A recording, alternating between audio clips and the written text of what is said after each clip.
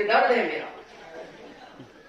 यहां नहाना है, इसको बार बार कहा जाता है यार इस प्रोडक्ट से नहाओ, ये प्रोडक्ट खाओ, हेल्थ अच्छी रही। ये मेरा दर्द है, क्यों भारत में इतना समझे, जबकि यहाँ पशु पक्षी जल्दी समझते हैं। एक बार एक आदमी टोपियां बेचता था, कैप, यूं नो कैप, गांव गांव जाता था, साइकिल का एक बैग में कैप रखता था, एक लगा के रखता था, बेचता था, दिन भर मेहनत करता। कुछ लोग खरीदते, कुछ नहीं खरीदते।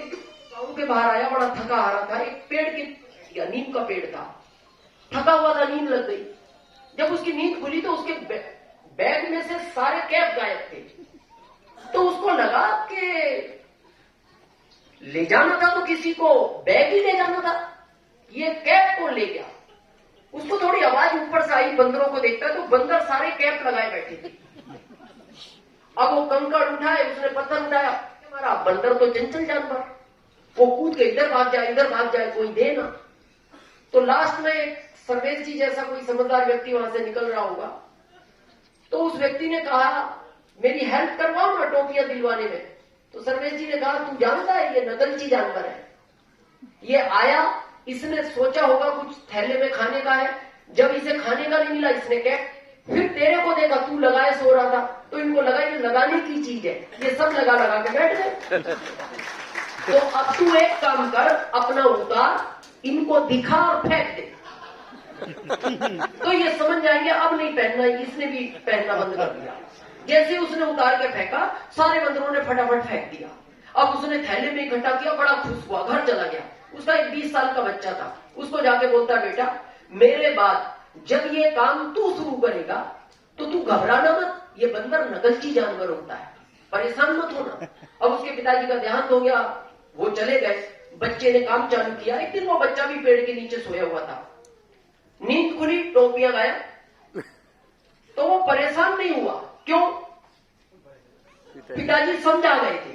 तो उसने अपना कैप उतारा, दिखाया, फेंक दिया।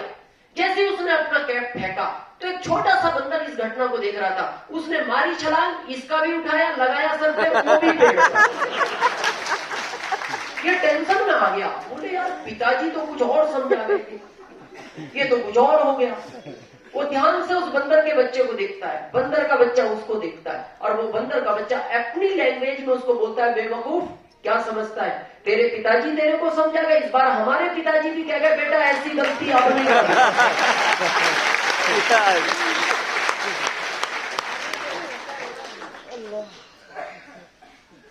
तो बंदर समझ गए। मैं आगे नहीं कहना चाहता, बंदर समझ गए, हम इंसान है, कब समझे। 20 साल से बॉम्बे में मीटिंग होती है, 20 साल, लगभग 15 साल से तो मैं बॉम्बे आया, और फिर भी बुलाएंगे ये मेरे को, फिर कहेंगे और आओ समझाने। अब समझो टाइम आ गया है। समझ में क्यों नहीं आता, मैं उसका कारण बताता हूँ आज। अभी हमने सबसे इनकम पूछी, पहली इनकम कितनी थी? 500, 700, एवरेज 600। थोड़ा स्टेज वाले लोग बात ना करें प्लीज। बड़ी इनकम सुनी कितनी? 1,86,000। आरसीएम में सबको पहली इनकम यही आई है। कोठारी साहब हो, बीसी छाबड़ा साहब हो, तो लोग मेरे से कहते हैं सर आरसीएम में यही गड़बड़ है, ये पैसा शुरू में बड़ा थोड़ा देता है, कंपनी को ये कहो पहला चेक ये दिया करें और बाद में थोड़ा दे दे। भाई कोई कंपनी पैकेज देती है, मान लो ईयरली 25 लाख का, तो उनको 25 लाख दे दे टोटल साल के, तो पहले ज्यादा दे दो, कम दे दो, एडजस्ट कर लो। तो पहला ज्यादा आएगा तो हमें दिखाने में सहूलियत रहेगी, लोग बिलीव करेंगे। अब जैसे किसी से बात करो फ्लाइट में, भाई साहब क्या सैलरी है, बोले मैं रिलायंस में मैनेजर हूं, 10 लाख पर मंथ है। आरसीएम करो, पहले महीने 600 आएंगे। समस्या यहां तो आज समझे कि आरसीएम पहला इतना क्यों नहीं देता, इतना ही क्यों देता है? ये कई लोगों का सवाल आता होगा आपके सामने। समझे? आज एक संजय नाम का व्यक्ति था। भाई साहब प्लीज स्टेज पे 5 मिनट प्लीज। एक संजय नाम का व्यक्ति था, हार्ट का पेशेंट था, एक छोटे से गांव में रहता था। एक दिन वो शहर आया दवाई लेने, जिस डॉक्टर से उनका इलाज चल रहा था 10 साल से। तो उनका दुकान बंद था, क्लिनिक बंद था। तो उसने पूछा पड़ोस में, डॉक्टर साहब कहाँ गए? तो पड़ोसी ने कहा, भाई साहब प्लीज प्लीज प्लीज थोड़ा सा ध्यान रखें, आप थोड़ा अलग अलग बैठ जाए। 5 मिनट के तो गलती नहीं है, पास में महिला बैठी हुई है ना, वो आदमी थोड़ा फिर चुप नहीं बैठता, वो उनकी गलती नहीं है। चलो तो उसने कहा कि डॉक्टर साहब कह गए हैं तुम दवाई लेके जाना, वो 1 घंटे में आने वाली है, तुम रुको संजय। तो संजय वहां बैठ गया। तो अचानक संजय को भीड़ नजर आई वहां। तो संजय ने पड़ोसी को पूछा ये भीड़ कैसी है? तो पड़ोसी बोलता है ये लॉटरी के लिए लोग खड़े, यहाँ टिकट मिलता है लॉटरी का, 1 रुपए का एक टिकट है और 1 करोड़ आता है। तो संजय ने कहा 1 करोड़ आता है? उसने कहा हाँ, इस भीड़ में किसी एक व्यक्ति को आएगा। तो संजय को लगा 1 घंटे का टाइम है, टाइम पास हो जाएगा, लग गया लाइन में। 1 रुपया खुला था, टिकट ले लिया। योग से 4 दिन बाद जब डरा हुआ तो संजय की लॉटरी लगी 1 करोड़ की। कंपनी वाले संजय के गांव पहुंचे, गांव में जाके पूछा ये संजय कौन है? देखना छोटे गांव में लोग एकदम बताते नहीं। गांव वालों ने पूछा काम बताओ क्या है तुम्हें संजय से? उन्होंने कहा संजय से काम है। बोले नहीं, पहले ये बताओ काम क्या है? बोले 1 करोड़ की लॉटरी लगी और हम 1 करोड़ देने आए हैं। तो गांव वाले बोलते हैं गरीब आदमी है, दिल का मरीज है, जिंदगी में 1 करोड़ सुने नहीं, तुम देने आए हो, लेते ही निकलेगा। और अगर ये निकल गया तो तुम्हारे नाम की रिपोर्ट डालेंगे उसके घर वाले कि हमारे व्यक्ति को मार डाला इन्होंने। तो तुम एक काम करो, चुपचाप पैसा उनके घर वालों को दो। कंपनी बोलती है पैसा घर वालों को दे सकते हैं पर संजय को बताना पड़ेगा। बोले नहीं, संजय को मत बताओ। तो फिर उन्होंने कहा क्या करें? गांव वालों ने कहा एक अच्छा आइडिया ये है, आप वापस शहर जाओ जहां से आए हो, संजय का इलाज जो डॉक्टर करते हैं उनसे मिलो, उन्हें पता है 10 साल से, वो बताएंगे संजय को रुपया कब देना चाहिए, कितना देना चाहिए। कंपनी डॉक्टर के पास पहुंच गई। डॉक्टर साहब ने कहा मैं एग्रीमेंट लिखता हूं, थोड़ा थोड़ा करके दे दूंगा, चाहे तो आप दे सकते हो अगर आप जा सकते हो रोज संजय के घर। तो कंपनी ने कहा ठीक है, एग्रीमेंट लिखा गया, डॉक्टर साहब को 1 करोड़ दे दिया गया कि आपको ये संजय को देना है। अब डॉक्टर साहब 1 करोड़ रुपया लेके सुबह संजय के गांव पहुंच गए। डॉक्टर साहब को देख के संजय बड़ा खुश हुआ, डॉक्टर साहब आज हमारे गांव में आ गए। बोले हाँ, तुम्हारे साथ चाय पियेंगे, खाना खाएंगे, प्लीज प्लीज तुम्हारे साथ आज खाना खाएंगे, चाय पियेंगे। तो चाय पीते पीते डॉक्टर साहब बोलने लगे संजय कभी 1 लाख की लॉटरी लग जाए तो क्या करोगे? संजय हंसने लगा, रे डॉक्टर साहब को ही लगती है, अब डॉक्टर साहब को तो पता था लगी हुई है तो साथ में ना 1 करोड़। तो संजय को बोलते तुम तो मान लो ना, डॉक्टर साहब को तो कंफर्म था कि है। तो संजय बोलता है ठीक है, एक बाइक ले आएंगे। अब डॉक्टर साहब को लगा काम स्टार्ट हो गया, अगले फिगर की बात करो क्योंकि पहुंचना 1 करोड़ तक है। संजय 5 लाख की लग जाए, संजय बोलता फिर बाइक कैंसिल, कार लाएंगे। संजय अगर 10 लाख की लग जाए तो बोले कार भी कैंसिल, फिर मैं घर बनाऊंगा। संजय अगर 25 लाख की लग जाए तो बोले फिर घर भी कैंसिल, मेरी 2 बच्चियां बड़ी होगी, उनकी शादी धूमधाम से करूंगा। संजय अगर 50 लाख की लग जाए तो संजय बोलता है जब 50 आ रहे हैं फिर कुछ भी कैंसिल नहीं, सब ले लिया जाएगा। अब डॉक्टर साहब को लगा अब टेंशन नहीं है, अब ओरिजिनल फिगर बता दो। तो डॉक्टर साहब बोलते हैं संजय अगर 1 करोड़ की लग जाए। तो संजय 2 मिनट सोचने लगा कि यार मेरा सारा काम हो गया, मेरा तो कोई काम बचा नहीं। 2 मिनट बाद सोच के बोलता है डॉक्टर साहब अगर 1 करोड़ आ गए ना तो 50 लाख आप ले लेना। सुनते डॉक्टर साहब को अटैक आ गया। जैसे उनको पता लगा 50 अपना, सुनते ही निकल गए। इसलिए आरसीएम शुरू में 600 देता है।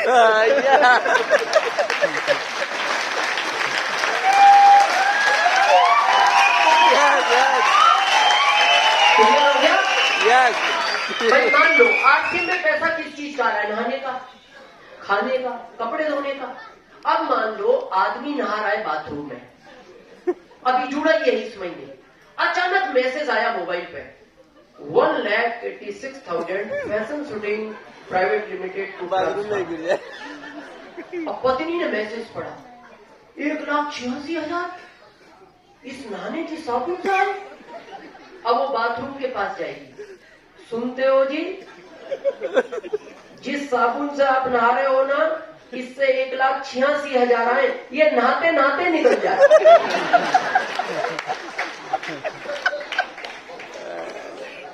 तो आप क्या चाहते हो, ये बाथरूम के बाहर आना चाहिए या नहीं? आना चाहिए। ये इतने में ही आएगा, ये इतने में ही आएगा। इसलिए शुरू में 500-600 आते हैं, ये अच्छी बात है, ताकि हम सब पृथ्वी पे रहें। क्लियर है? और मैं अपनी बात खत्म कर रहा हूं इस लाइन के साथ, और प्रश्न का उत्तर आपको मिल जाएगा। मैंने आरसीएम 2 चीज के लिए किया। हर आदमी इसको अलग अलग चीज के लिए करता है, कोई स्टेज के लिए, कोई सम्मान के लिए। मैंने इसको passive income, security income. Passive की हम बात कर चुके, सिक्योरिटी की हम बात करते हैं। आप अपने परिवार के मुखिया हो, जिम्मेदारी है। यस। दिन रात परेशान हो परिवार के लिए। यस। क्यों परेशान हो? पत्नी है, बच्चे हैं, बूढ़े माँ बाप हैं। मैं प्लीज भाई साहब आप इस साइड बैठो, इधर बस 2 मिनट के लिए इधर बैठो। नहीं वो नहीं बैठेंगी, आप बैठो, आ जाओ 2 मिनट। हाँ आ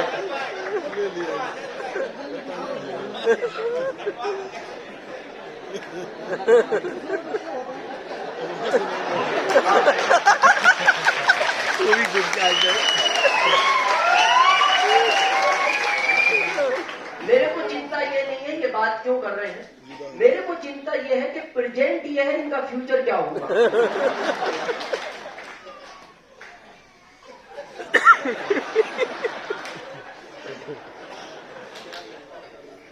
इनको ही उठना पड़ा। इन्होंने बहुत कहा मैडम को तुम उधर चल जाओ, इसीलिए फैमिली को इन्वॉल्व करो। ताकत समझ रहा हूं ना, महिला की ताकत कितनी है। तो जिम्मेदारी क्या है उसको समझते हैं।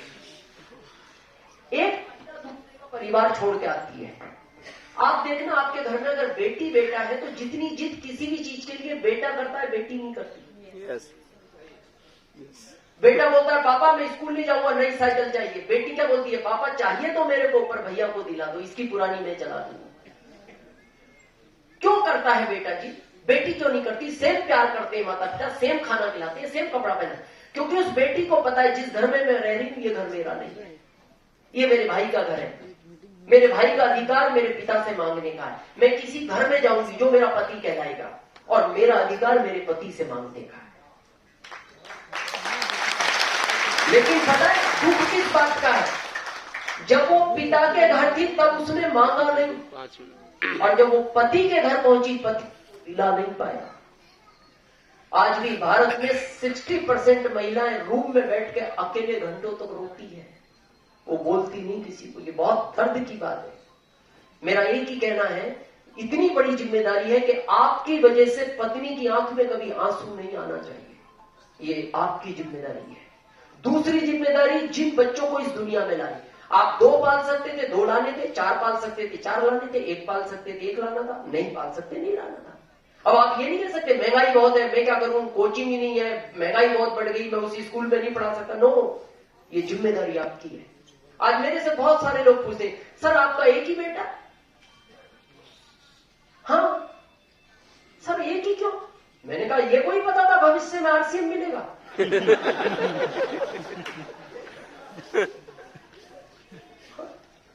मेरे को तो ये पता था 2075 का जॉब है, इसको पालना है मेरे को।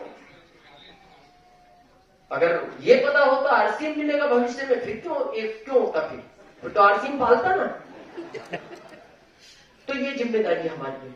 तीसरी जिम्मेदारी माता पिता की, जो दुनिया में लाए हैं, इस सुनहरी दुनिया को जिसकी वजह से देख रहे हो, उनको अच्छा मेडिकल चाहिए, आपका कराना फर्ज है। उनको दुनिया घूमनी है, आपका घुमाना फर्ज है। आप ये नहीं कह सकते मेरे पास टाइम नहीं है पापा, क्या करूं, आप ही घुमाओ, आप ही चले जाओ, हॉस्पिटल में ले जा नहीं सकता, मैं ऑटो वाले को बोल देता हूं, मैं टैक्सी वाले। नो, मैंने शुरू में कहा था, उंगली चाहिए उसको, ये आपकी जिम्मेदारी है। और इसी जिम्मेदारी के चलते ये व्यक्ति पागलों की तरह दौड़ता है। और क्या होता है इसके साथ, आज उस घटना को समझना। कितने लोग कार के बारे में जानकारी रखते हैं? कार में 4 टायर हैं, 2 अगले 2 पिछले। सबसे ज्यादा पहले कौन से टायर घिसते हैं? आगे का, आगे वाला। क्यों घिसता है आगे वाला? ब्रेक जोर से, लाइव व्हील है, उस पे लोड ज्यादा है, इंजन भी उस पर है, वजन इंजन का, पूरी कार को खींचता भी अगला टायर है, ब्रेक भी अगले के लगते हैं, इसलिए पिछला कम घिसता है। जबकि कार में चारों समान चलते हैं, दूरी बराबर है, लेकिन अगले घिसते हैं क्योंकि उस पर वजन ज्यादा है। और हम कितने समझदार लोग हैं, जब अगले थोड़े से घिसे उनको पीछे डाल देते हैं, अगले नहीं डाल देते। अपनी जिंदगी के बारे में सोचना एक बार बहुत ध्यान से। और मैं इसीलिए कहता हूं लोगों को, बिजनेस किसी के लिए करना ना करने, इस फैमिली के बारे में सोचो। आप अपने परिवार का अगला पहिया हो और सबसे ज्यादा घिसे हुए हो आप, क्योंकि चलते आप हो, वजन सारा आप पे है। समाज को क्या जवाब देना है, रिश्तेदारी में क्या जवाब देना है, क्या करना है क्या नहीं करना, सब जिम्मेदारी है इस पहिए के ऊपर। और ये घिस चुका, टाइम पे नहीं सोता, टाइम पे खाना नहीं मिलता। अब घिसना ज्यादा है, ये फटेगा पहले। घिस गया तो फटेगा पहले। ये कम चल रहे हैं, ये फ्री है। क्यों डालते हैं हम अगला टायर नया, पता है आपको? हम कितने समझदार लोग हैं, क्योंकि ये कहा जाता है कि 110 की स्पीड पे या 100 की स्पीड पे अगर अगला टायर फट गया तो कार डिसबैलेंस नहीं होती, कार पलट जाती है। अगला टायर चलती कार में फट जाए और उसमें जितने भी लोग बैठे एक भी नहीं बचता। लेकिन कहा जाता है पिछले टायर की हमें क्यों चिंता नहीं होती, पिछला टायर अगर चलती कार में फट जाए तो कार पलटती नहीं, डिसबैलेंस हो सकती है। इस कोरोना में इनमें से कई टायर फटे हैं। किसी के पिता गए, किसी की मां गई, किसी की पत्नी गई, किसी का बेटा गया, किसी की बेटी गई। लेकिन ये टायर मजबूत था ना, तो इसने संभाल लिया पूरी कार को। इसने कहा मैं हूं ना सबसे मजबूत टायर, आप चिंता मत करो, 4 महीने में फिर पटरी पर ले आऊंगा गाड़ी को। लेकिन जिन परिवारों का ये अगला टायर फट गया, वो कारें आज भी सीधी नहीं हुई, आज भी पलटी पड़ी है।